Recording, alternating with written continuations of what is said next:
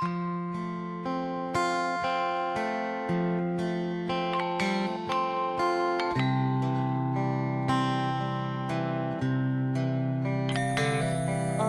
Swastiastu, Om Awigenam Astu, Namasidam.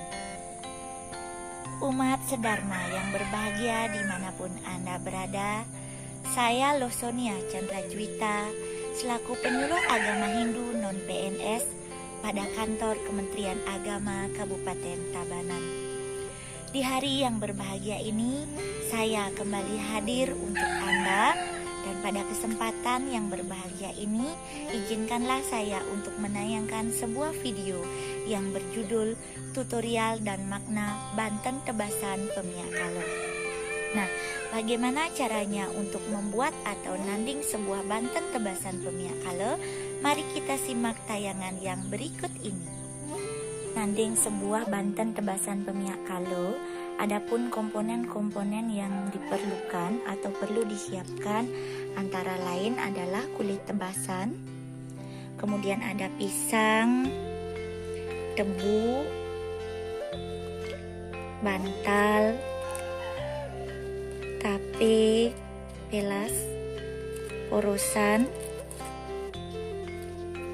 2 buah nasi kepel yang berwarna putih, pandan berduri, kojong rangkadan, buah jajan begino merah dan putih, jajan uli merah dan putih, jajanan yang lainnya, kemudian ada penyenang, canang sari, dan sampian nagosari. Kulit tebasan ini bentuknya bundar, mirip dengan kulit sesayut, namun kalau tebasan isahannya ke arah kiri, sedangkan sesayut ke arah kanan, dan tebasan tidak menggunakan sibeh. Isahan ke arah kiri ini merupakan lambang menuju arah Sapta Patala. Sedangkan kulit tebasan yang secara utuh ini merupakan lambang permohonan kehadapan Ido Sang Yang Widiwasa agar dianugerahi kekuatan penebusan dari segala kekotoran atau pengeleburan kekotoran Buana Agung dan Buana Alit. Untuk di bagian hulu dilengkapi dengan rako-rako jangkep seperti tebu, simbol daripada isepan agar apa yang ditunas nisep ring raga. Ada bantal, simbol pagalan satil. Kemudian ada tape, simbol amerta, pelas, simbol lascarya, dan porosan, simbol daripada inti pinunas. Kemudian pisang, simbol dari kekuatan Mahadaya. Kemudian jajan begino merah dan putih sebagai simbol matahari atau surya, juga sebagai simbol purusa dan prakirti atau perdana. Jajan uli merah dan putih sebagai simbol candra atau bulan atau simbol alam skala lan niskala. Kemudian ada buah apa saja boleh tergantung dengan kemampuan sebagai simbol daripada karma pala. Kemudian ada jajan yang lainnya sesuai dengan selera. Kemudian di bawahnya dilengkapi dengan sebuah kojong rangkadan.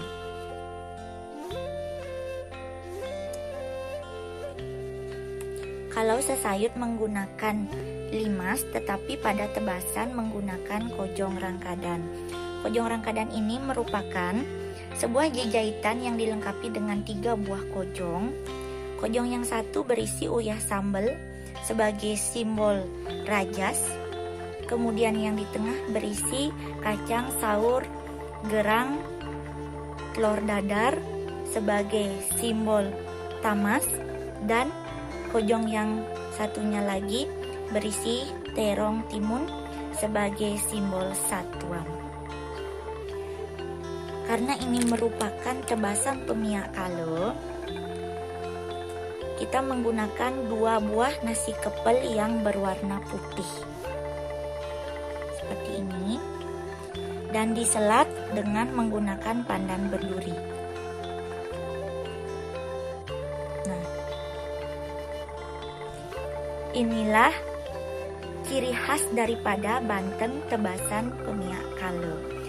Adapun di beberapa tempat, nasinya itu menggunakan nasi sasah seperti ini, atau nasi yang dipiak menjadi 4, kemudian diselat dengan menggunakan pandan seperti ini. Kemudian berisi bawang dan jahe yang dilengkapi dengan 4 buah kuangen. Seharusnya ini ditancapkan seperti ini.